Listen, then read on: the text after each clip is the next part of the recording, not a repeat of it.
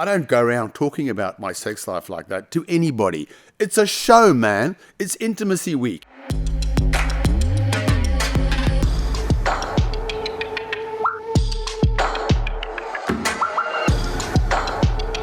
Welcome back to Behind the Edit, your go-to podcast for unpacking the actual reality behind reality TV. I'm Lachlan Guertin. And I'm Tahlia Pritchard. And Lachlan, we've made it to the end of MAFS for another year. I cannot believe we're here. And what a reunion. These episodes were just so much better than I could have anticipated. They were explosive. And we knew what was coming, but I kind of thought because there had been so many spoilers that it wouldn't kind of translate as dramatically as it did. Yeah. But it really did. I was hooked.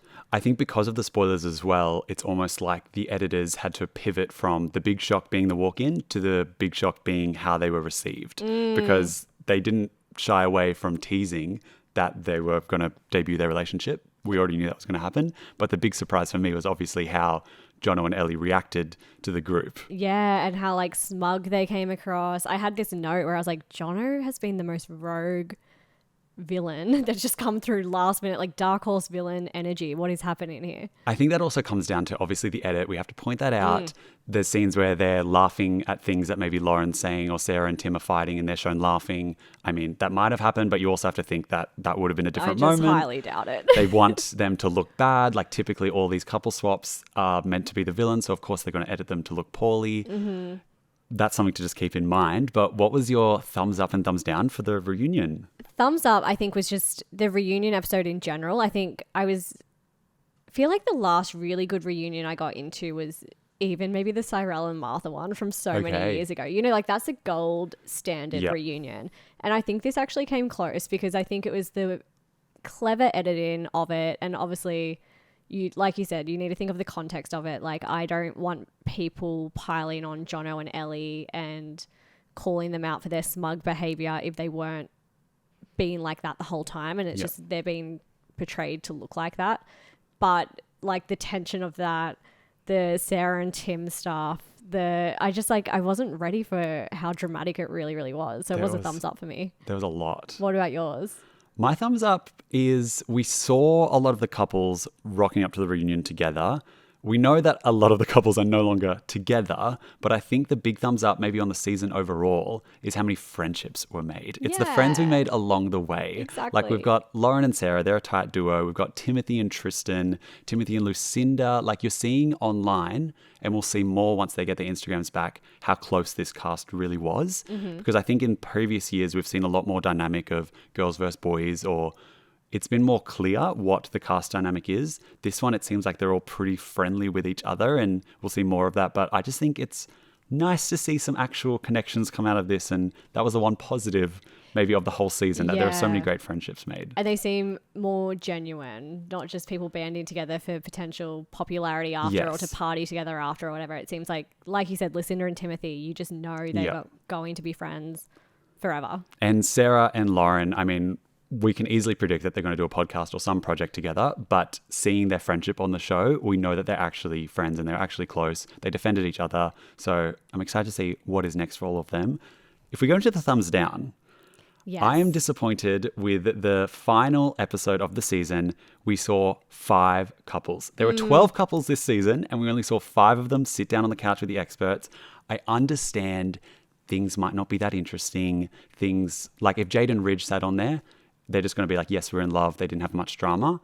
But we've seen other shows, look at Real Housewives. They do multiple reunions. I would happily watch a Monday, Tuesday, Wednesday reunion with all the couples, and I think Australia would as well. 100%. What I would like to see happen is a reunion that's filmed much later down the track.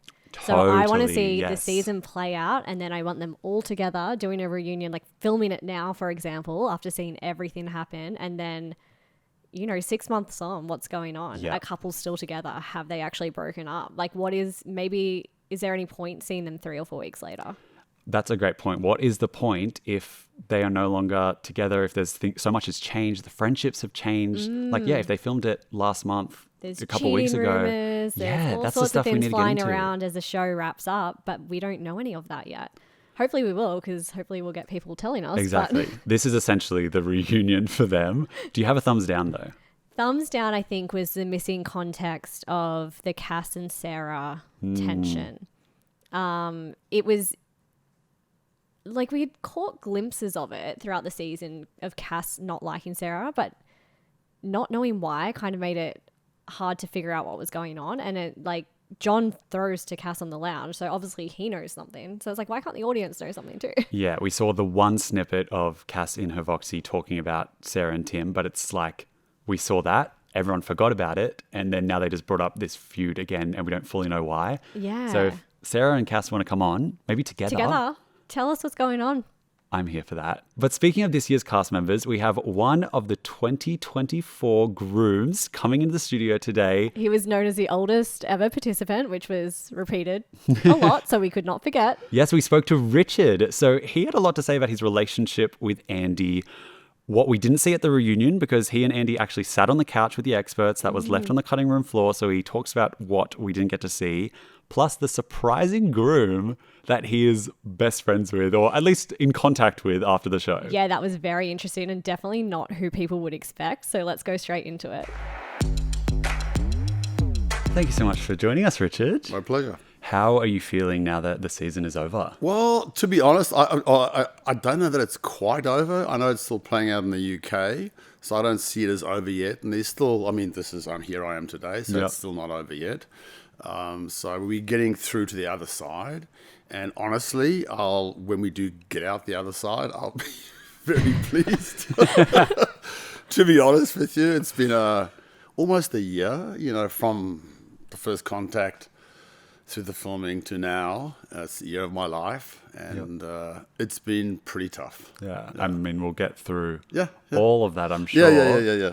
If we start off with the most recent episodes, the reunion, there was the reunion dinner party. I think the big moment was obviously Ellie and Jono. We didn't get to see too much of your story, especially in the reunion dinner party. Yeah. But how did you find going into that event, and what was it like for you? So I'd been out for about a month, I think, or maybe even a bit more, maybe 5-6 weeks, and then I had to go back in again. And it wasn't just that evening; it was the week. I was back in Sky Suites again. That's where they housed me, and it was quite tough actually. Just having to go back there again and do all that, and I think it was tough. Did you know anything about Ellie and Jono being together? I had absolutely no idea. Absolutely no idea. I mean, I'm sure some people did. I think I probably knew the least about anybody. Okay. Because I didn't. My business was Andy and me. I wasn't interested in anybody else's business. I didn't have anybody else's phone number or text number at all, except Andy's. And I was at none of the before parties and after dinners, and you might have seen the photographs. I was just not there at all.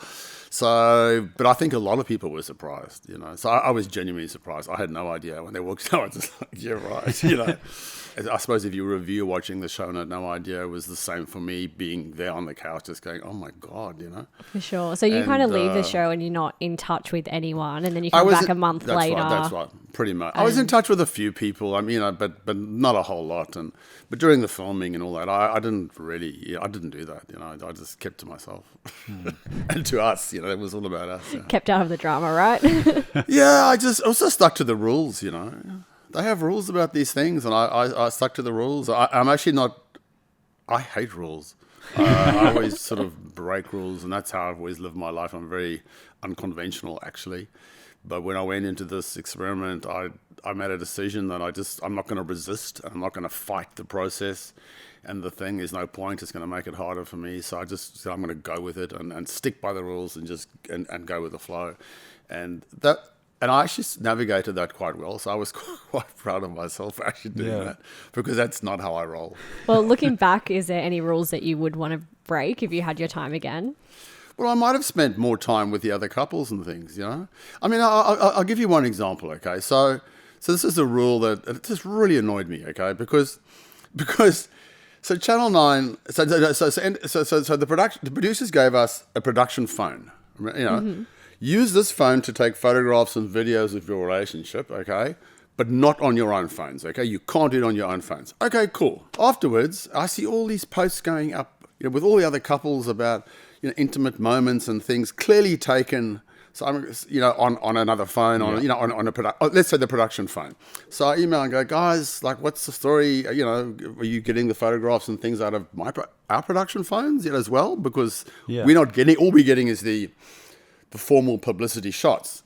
And they were like, oh no, we can't access anything off anyone's production phones. The production phones are out of action. So I'm like, yeah, right. So like everyone's got all these social media posts of them living their lives and stuff behind the scenes, with Channel 9 are now happily posting. And we were told not to do that, So I stuck by the rules. And then, so that was it just annoyed me. I was like, yeah, right, There's obviously a lot we didn't get to see from everyone's experience, really. There's so much that's filmed that doesn't make it to air. With the reunion, what didn't we get to see? What didn't make the cut? I don't remember things like that very well. I just don't hang on to stuff. I kind of get in there and move on and do it. So even when I watched the episode the other night, I wasn't actually quite sure what was going to come up. So then I was like, oh, yeah, it was that. Yeah. Like I knew Jono and Ellie. I knew that was going to be a big thing. That to me was the big thing. That was the big moment, when they just walked in and all that. I was quite surprised at Lauren's reaction as well, I must say. She seemed very emotional and upset about it. I didn't think she cared for Jono that much, but maybe she was embarrassed as well, and that's understandable. And I was also quite surprised that Jono he wasn't that empathetic, at the dinner party, and as a guy, he's much more empathetic than that, actually. Like, I know him, I know Jono a bit, and he's a much bigger heart than that. So, but I think he was just playing it tough and coming in there with a bit of a fighting attitude, because that's how he wanted to do it, and he knew he was going to be copying it. So that's fine. We all behave, when there's pressure like that, people behave in ways that is not necessarily a reflection totally of who they are. You know what I mean? It brings out other sides of us. And so I think it was a bit of that, maybe. Do you think the same could be said for Ellie too? Because I think fans were quite shocked watching the reunion, seeing some of... People were nearly kind of accusing her and Jono of being really smug and flaunting things in Lauren's face. Did it come across like that in real life? I thought it came across more like that in the edit. Okay. I wasn't so aware of it as being so much like that. But in the edit, the little kissing and sniggering and all that, I was just like, oh my God. I wasn't aware that it was that. But that dinner party, as with every dinner party, I was seated right at the ends of the table. So maybe I was missing a whole lot of things.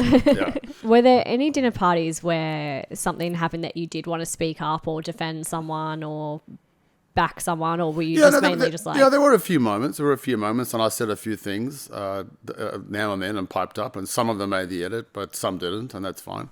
Yeah, I don't know. If I had something to say to back someone, or I would say it, So as the oldest groom ever, I didn't want to go in there as the wise old guy. I'm a motivational speaker. It's one of the things I do. I have a lot of views about life and the world. I don't want to go in there. Like Lucinda did that really well. I mean, she's got a whole philosophy and approach, and she put it out and became this... I didn't want to be that guy and go in like that. The sort of wiser, older, telling the young folk how to live their lives and how to be and all that. So I just dialed back on all of that, But if I had something to say, I did speak up, I feel like they did make such a point of you being the oldest ever groom and being one of the older couples this season. Did you have that awareness of that you were treated differently, or you felt different to the other couples? I mean, I was the oldest groom ever by like 100, by about 100 years, So that's fair enough. And I kind of expected that. And they play the age thing a bit and all that. But for me, age is not really an issue. It's about attitude and mindset and its youthfulness, which comes with that. And a lot of my friends today are way younger than me. I just hang out with young people. I used to work in advertising. It's a young industry, All my social friends are just younger people. I just find them more interesting. I find them more entertaining. I enjoy their company more as a rule. There are older people I like as well, of course, but it's not about the age, okay? And I made that point many, many times, and I'm not sure that really, really came across, So when I was with that group, I didn't feel that the age thing was necessarily an issue for me, because I feel comfortable with younger people anyway. So I didn't feel that, But, did I feel a connection and a bond with the group? Probably not. Okay. Yeah. So why was that? Yeah, there probably was a bit of a generation gap thing. Yeah. Okay, yeah. And also very Aussie. They're very Aussie. You know what I mean? Which is fine. This is Australia. What do you expect? So it's kind of a cultural thing there a little bit, I think, as well. Okay. I mean, I've lived here 36 years, but I'm still the South African guy. You know what I mean? Yeah, I just wasn't, and the bros, the brohood and all that. Yeah. I've never been big on that. You weren't going to the gym with Jack? No. I've never been with the boys in my life. It's never been like that. Most of my friends have always been women. Okay. I find them much more interesting as a rule. And that's just how it's been for me. I'm not one of the guys and all that. So also that for me didn't, I just wasn't part of that at all. Yeah. So in that way, I felt a bit outside, but I felt like that my whole life. Yeah. So I've always felt. We saw kind of Timothy come in a few times and be like, I'm not taking advice from any of these younger guys with man buns and all that kind of stuff too. Yeah. Did you feel that as well? If someone like Jaden was... No. I think Jaden has incredible advice. I have huge admiration for Jaden. If you do what he does, the Muay Thai, boxing thing, you put yourself in the ring, the discipline that's needed to do that, literally the discipline, the commitment and the focus. I don't think I've ever had that in my life, to be honest, being that focused and committed. So I have huge respect for him and for his views and what he had to say. Yeah. Did you find that you've built a friendship with Timothy because he was the closest in age, or did you still feel like he was more part of the younger group? Well, how do I say this, man? Okay, I'll just say it. When I was on the show and Andy and I were having difficulties and I was quite kind of confused. I didn't know what was kind of going on, and I felt really like what's happening here. And so who do I talk to? You want to talk to someone, who do I talk to? I mean, so the person I talked to was Timothy because he was the oldest groom and closest to my age, and I talked to him a bit. And I know that pretty much everything I said to him, he told Lucinda, who told Andy, because they're very, very close. And so it took me a while to twig that. And then when I did, I was like, okay, I better shut up. Like, who do you trust? That's the thing. That's the thing. And do you think that impacted then some of your relationship with Andy, just her hearing through the grapevine? I think it might have impacted some of the conversations we had on the couch and things like that, because she had an idea of where I was coming from, maybe. I don't know, really, to be honest, but... Yeah, I did sense that. Yeah, so we kind of, and Timothy and I, we'd meet for breakfast quite a bit and things like that. So we were, in fact, at the beginning of the series when it was being filmed, and he was very angry and shouting at the table, and everyone was really pissed off with him and all that. I, behind the scenes, always had his back and said, listen, he's just this tough Aussie guy. That's all it is. He's not, and it comes across like that. He's not a bad person. He's, et cetera, et cetera. And then, of course, it all turned and everyone fell in love with him. And by then I realized that I couldn't actually trust him. And so I felt a little bit let down by him, to be honest, But no, that's fine. That's okay, not a big deal. I guess moving on to your relationship with Andy too, we didn't get to see you guys on the couch for the last time during the finale episode. That's right. You would have looked back on your journey, I assume. How was your time on the couch with the experts for the last time? Well, we were filmed that night. Do you know that? So they filmed 6 couples and only 5 went to air. Yeah. We didn't go to air. Right. So what did viewers miss? Well, they missed the 6-minute highlight reel of our relationship. Yeah, that's what they missed. And why it didn't go to air, I have no idea. And I think you might want to ask Andy that question. Oh, you think what? I don't know. I don't know. I mean, maybe she has an answer to that because I certainly don't. Okay. Yeah, I was quite surprised. How did you find that experience sitting down with Andy and talking to the experts and kind of reflecting on your relationship? So stressful. Sitting in front of the experts in that environment with everyone else sitting there, the couples watching you, all the cameras, the lights, the whole thing. It's very, very tense. I mean, everyone was scared of being on the couch. Everyone was scared of John. When John gets in, you go, oh, shit.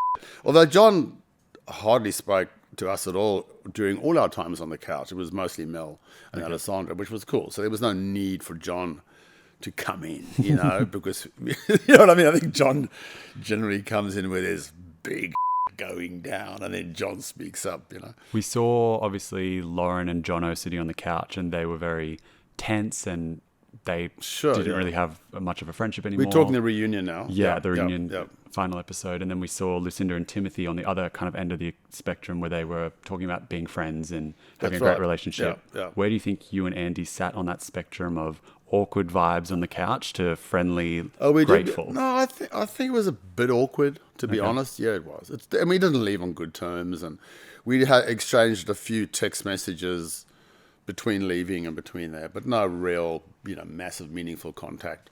So, and I think, Andy was a bit, standoffish, and that's okay. I mean, that's completely fine. And I said on the couch, they asked us and said, so where does this go now? And I said, I'd really like to be friends with Andy.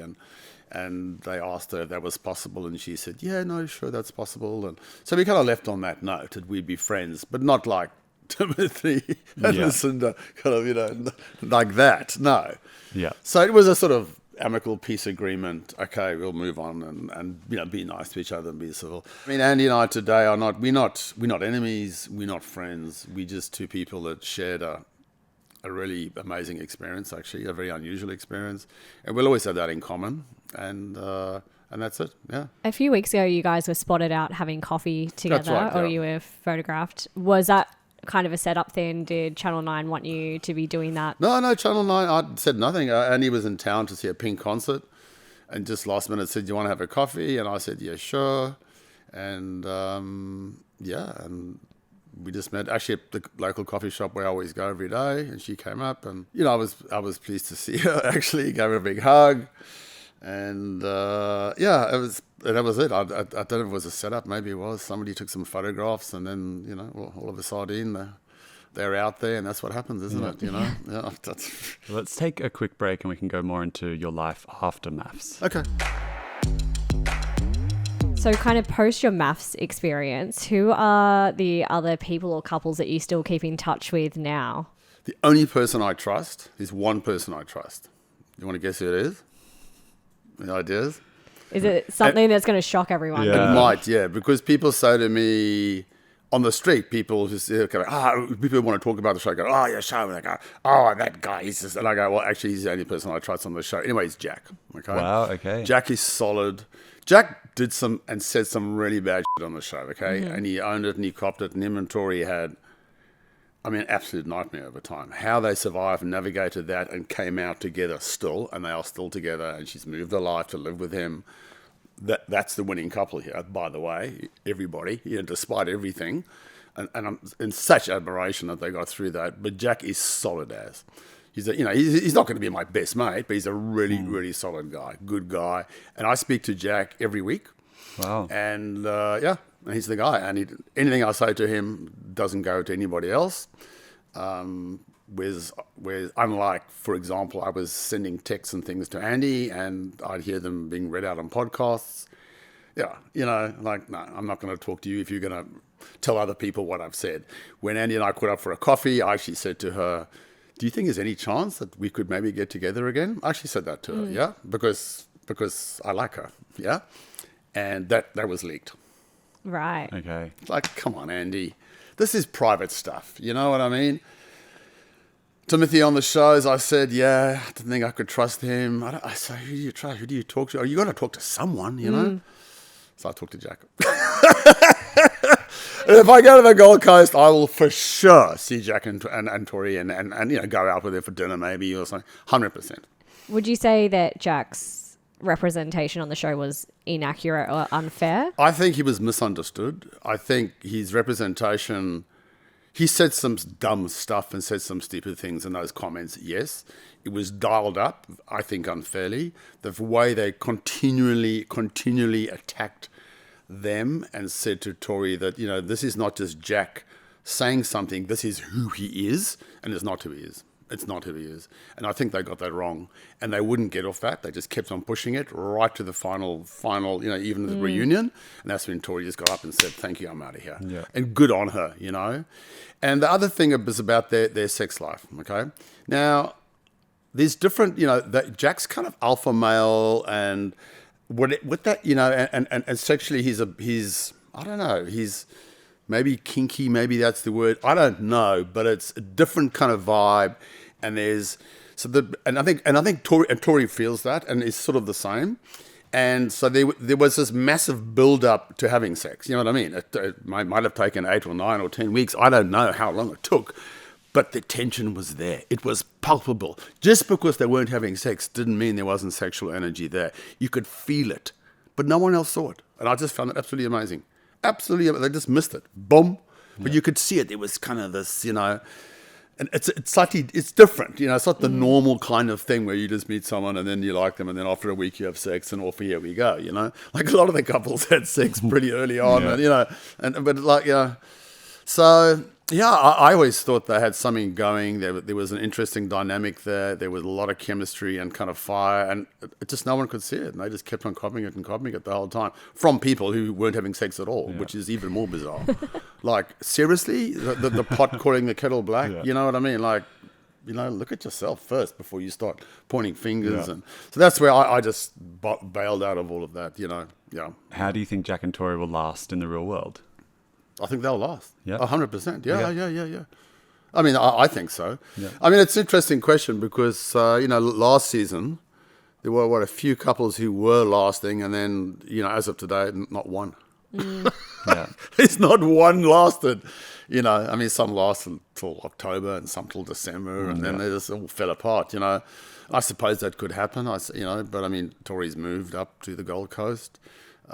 Jack's got some business ideas, I think, and Tori's a business development manager. So I think they've got some plans. They're cooking up some things to do together, live together, build their lives together. And I think they're very, very well matched, actually. I think Tori's fantastic. And how she just backed him the whole time, despite everything. She just stood by him. And so she's solid and he's solid. And, I really had, unlike everybody else, a great respect and admiration for them, and always had their backs. Yeah. I think rumour has it anyway that it's just Jack and Tori and Jono and Ellie are the only couples that are actually still together now. The couple who copped it the most on the show end up as the most legit together couple after the show. Go figure. I knew that throughout the whole filming. Yeah. That's why I never jumped on that bandwagon. Yeah. I knew these guys are good. These guys are good. They're going to be awesome. Yeah, despite Jack and all the shit he did and all that. And I know. But the experts really didn't give him any slack. They're trying to make out that he is this, bad person because this is what he just said, and therefore, But as I said, people say things that they don't normally say under the spotlight. I wouldn't normally say under the spotlight, we and we had a great week. I don't go around talking about my sex life like that to anybody. It's a show, man. It's intimacy week. Everyone's asking you every day, so are you doing it? How's it going? What's going on? You know what I mean? So okay, I'll put it out there, So do you almost feel like you're put in a safe space to say that kind of stuff? Of and then course. all of a sudden it's like switched and you're like, of course. Yeah. Gentleman never talks and all that. Yeah, I agree with that. But it's MAFS. Like, what do you mean? Like, let's just go with it and have a bit of fun. It was intimacy week. They were talking about golden showers and prostate massage. I mean, come on. Really? This was the context in which I said that. It wasn't just out of the blue as if I'm, with a group of friends. You know what I mean? Totally. What do you think about the rumours of Timothy and Andrea hanging out a lot and reportedly dating? Do you have anything to say about that? I would be very surprised. I would be very surprised if that was the case. But as I said to you, I was full of surprises. So, okay, maybe. I don't know. I don't know. I actually don't know what to make of that. Even as well as I know Andy and Timothy and all that, I just okay. How has dating been for you post-MAFS? So you did speak about how you caught up with Andy and wanted to see if maybe there was still something there. Has that been kind of hard to move on from, or are you ready to be out there again? It was hard to move on from because you relive the whole experience when you watch it again. Like, when I'm crying on the episode, I'm crying on my couch at home and going through all those emotions. So it was like having a breakup twice. But I've kind of moved on. That's kind of one of the reasons why I'm here today and not a month ago or 6 weeks ago, because I might have been more bitter and more upset and more, I'm not looking to be in another relationship like that, but I'm meeting quite a few people. Yeah. And I'm having fun. And that's the main thing, you know? Yeah. It's good fun. I'm having fun. I'm really putting myself out there. Okay. And it's quite easy to do, but it's a lot of, when you put yourself out there on the show, a lot of people approach you. So, I mean, I could just sit at home and be a bit of a hermit. I love my own company. But I'm getting these opportunities and these offers and these solicitations, if you like. And lots of them I'm following up on. Some of them are great. Some are people I've just seen once. Some are people I've seen quite a few times, Okay. And it's not just one person either, So I'm having a bit of fun, and it's really good, That's where I'm at. But I'm not like, some people approach me looking for the next love of their life. And you might be, I'm sorry, I'm not ready to have that conversation. Definitely not. If we look quickly at job prospects after MAFS, do you have career plans? Do you have reality TV shows that you'd want to go on next? No. I do motivational speaking. I've got my usual, 2 bookings a month kind of thing. I'd like to be doing a lot more motivational speaking. So I would like the profile to help me get more speaking gigs. So far, there's no sign of that. I mean, there is in a way. I mean, my eyeballs on my LinkedIn, eyeballs on my website, just spiked, gone mad. But it's not converting into anything, But as I said, it's not over yet. So let's see what happens. So I'd like to do more speaking. That's my, professionally, if that came out of it, I'd be very happy with that because that's what I love doing most of all. And there might be other doors that open. And of course, I'm open to that as well. But I'm not expecting anything. Would you do another reality TV show? No. Not even like The Golden Bachelor or something? When we left, the last at the reunion, and we all said right at the end, okay, bye everybody, and nice seeing you. We hugged all the experts and all that. Mel turned to me and said, Richard, you better get ready for a call. And I said, what do you mean, Mel? She goes, they're looking for a Golden Bachelor. That's what she said to me. And I was like, yeah, right. Because I knew they had a bachelor in America who's 72, actually. Yeah. And it breathed a new life into the whole series, and it rated well. And I just thought about that and I thought, yeah, right. If you got that call, it would just be a no? It would be a conversation. Okay. I'd have a conversation. Of course, I'd consider it and have a conversation. I don't think I'd be right for The Bachelor. I'm too rogue. I'm just not refined enough. They might want that. I think. Maybe. I don't know. No. I'd always have a conversation. I'd always have a conversation and talk about it and say, well, so what are you offering, Like for starters, are you going to pay me?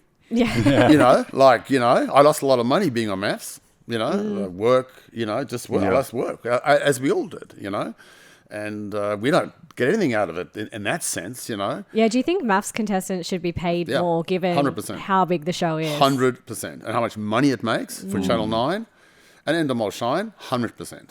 Yeah, it's a rip-off. $150 a day. That's what you get. Yeah, right. Okay. Think about pocket money, for being a good boy. It's That's like, yeah, crazy. okay. Yeah. I pay my rent. How do I feel? Given how many weeks of filming and then the whole thing. and how much of your life. But it's 3 months. Then you come out end of October. Then it's like November reunion, and then it's Christmas, New Year, December, January. So I got no work on, man. I didn't have work on for 6 months. Like I had little bits here and there, but I didn't have any meaningful work for 6 months. And I need to work. Okay.